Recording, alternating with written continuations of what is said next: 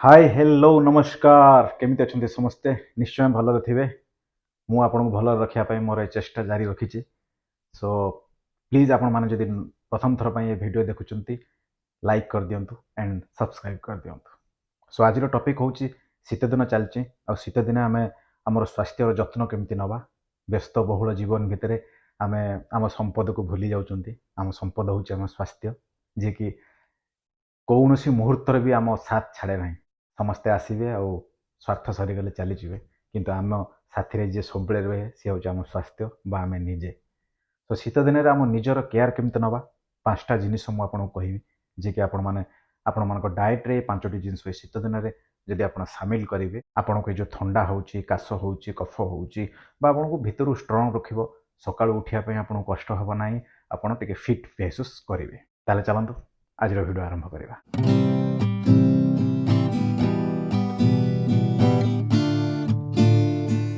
So number 1 होची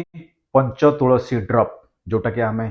सकाळु आरंभ करिबा उचित जेतेबेले आमे बेड रो उठुचंती गोटे ग्लास रो गोटे नख उषम पानी नबा ता धरे गोटे रु 2 ड्रॉप पर्यंत पंच तुलसी ड्रॉप पकेइबा आ से पानी को आमे पीबा। पंच तुलसी ड्रॉप तुलसी गोटे सर्वश्रेष्ठ औषधि जोटा कि आम बाड़ी घरे सब थाए आ पंच तुलसी पांचटी तुलसी से ड्रॉप बना ही थाए ताको पीवा द्वारा आम इम्यूनिटी पावर स्ट्रांग हुए आमको भितर गरम करके रखे आमको बाहर टेम्परेचर रे विशेष किसी फरक पकाए ना।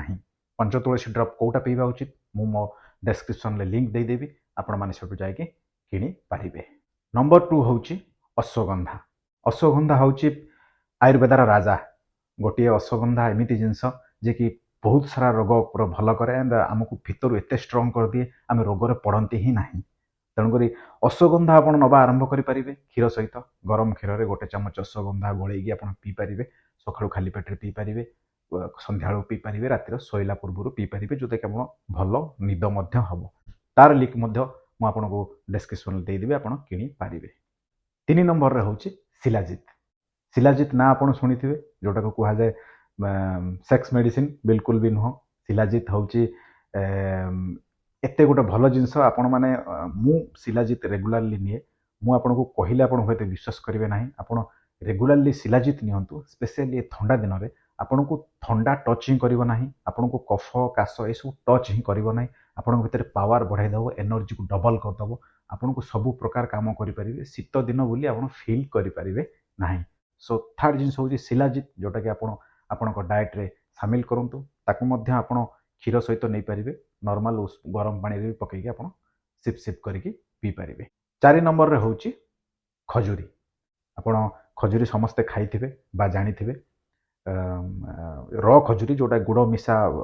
खजूरी नुह खजूरी हमको इनस्टांट एनर्जी दिए आ खजूरी काम होमको भितर गरम करके रखे हमको स्टामिना दिए खजूरी तेणुक खजूरी भी आप डाएट रे सामिल करूँ शीत दिन आपन को बहुत उपकारिता मिल। शेषर हूँ आमर गोटे प्रिय जिनिस आम रोसई घर सब बेले से अवेलेबल थाए आमर सबू खाद्य से पड़े कौन हलदी। हलदी गोटे एत बेस्ट जिनस कोरोना बेले आप शुणी हलदी पानी हलदी काढ़ा करके पीवा ये सब शुणी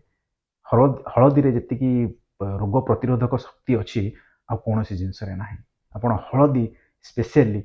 स्किन भी बहुत भल हेयर भी बहुत भल तादर बहुत विटामिन्स एंड मिनरल्स अच्छी तेणुक आप प्योर हलदी आपन को निज बाड़ी होता जदि हलदी को आप पेसैक हलदी गुंड करेंगे क्षीर सह नहीं पारे आप हलदी जब रेगुलाली पीबे आप इम्यूनिटी पावर बहुत बढ़ी आपन को बाहर फ्लू कैप्चर कर ही ना।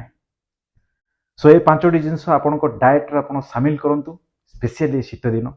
मार्च मास पर्यंत आपन को से सुस्थ रखिबो ठंडा काश ज्वर आपण को पाख माड़ो ना। मोर ये वीडियो जब आपको भल लगी आप प्लीज लाइक करेंगे शेयर करेंगे मु संजीव रही पुणी थे देखा आ गोटे वीडियो आम स्वास्थ्य आपण स्वास्थ्य निश्चय आसबि रही नमस्कार।